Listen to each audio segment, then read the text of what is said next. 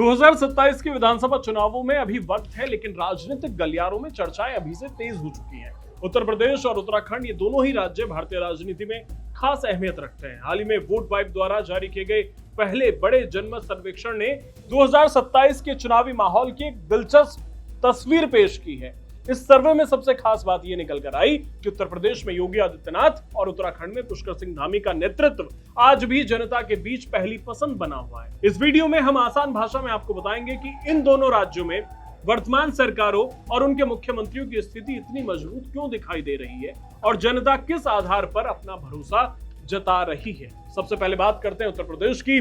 उत्तर प्रदेश की राजनीति में सबसे बड़ा सवाल हमेशा यह होता है कि जनता का भरोसा किस चेहरे पर है। सर्वे के नतीजे बताते हैं कि मुख्यमंत्री पद की पसंद में योगी आदित्यनाथ आज भी सबसे आगे हैं। 43% से ज्यादा वोटर उन्हें फिर से मुख्यमंत्री के रूप में देखना चाहते हैं। विपक्षी खेमे के सबसे बड़े नेता अखिलेश यादव के मुकाबले योगी आदित्यनाथ की बढ़त बताती है कि राज्य में कानून व्यवस्था और प्रशासन को लेकर उनके कड़े रुख को एक बड़े वर्ग का समर्थन हासिल है।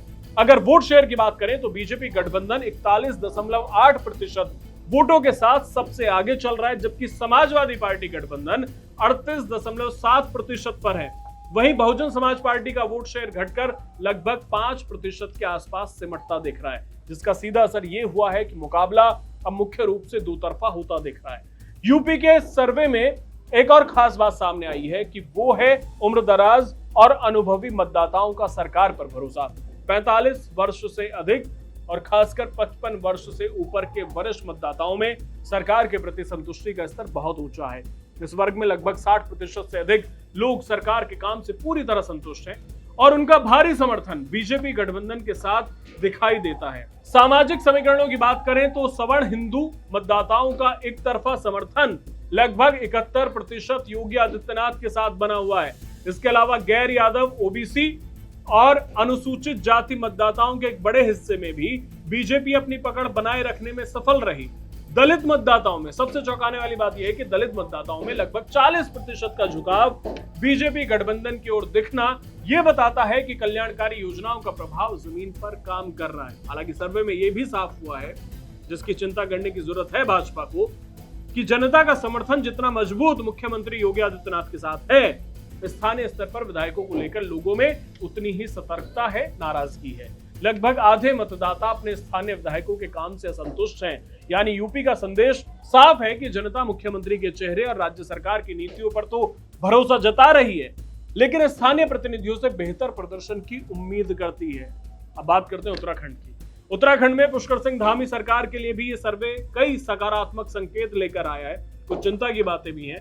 मुख्यमंत्री पद की पसंद के मामले में पुष्कर सिंह धामी 28.2% समर्थन के साथ सबसे आगे बने हुए हैं। वे कांग्रेस के वरिष्ठ नेता हरीश रावत और युवा नेता गणेश गोदियाल दोनों से आगे हैं। और दिलचस्प बात यह है कि अगर हम बीजेपी के सभी संभावित चेहरों के संयुक्त समर्थन को देखें, जो पुराने चेहरे हैं या संभावित चेहरे हैं, तो ये 43% से ऊपर चला जाता है, जो विपक्ष के संयुक्त समर्थन से काफी ज्यादा है।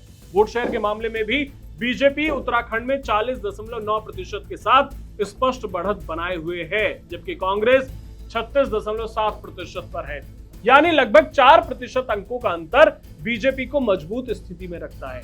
महिला मतदाताओं के बीच बीजेपी की बढ़त 5% से अधिक है, जो ये बताती है कि महिला सशक्तिकरण और सुरक्षा से जुड़ी नीतियां राज्य में असर दिखा रही हैं। उत्तराखंड में वोटिंग का एक खास पैटर्न यह है कि यहाँ पार्टी की विचारधारा और प्रधानमंत्री नरेंद्र मोदी का चेहरा वोटर्स के लिए बहुत बड़ा निर्णायक कारक है।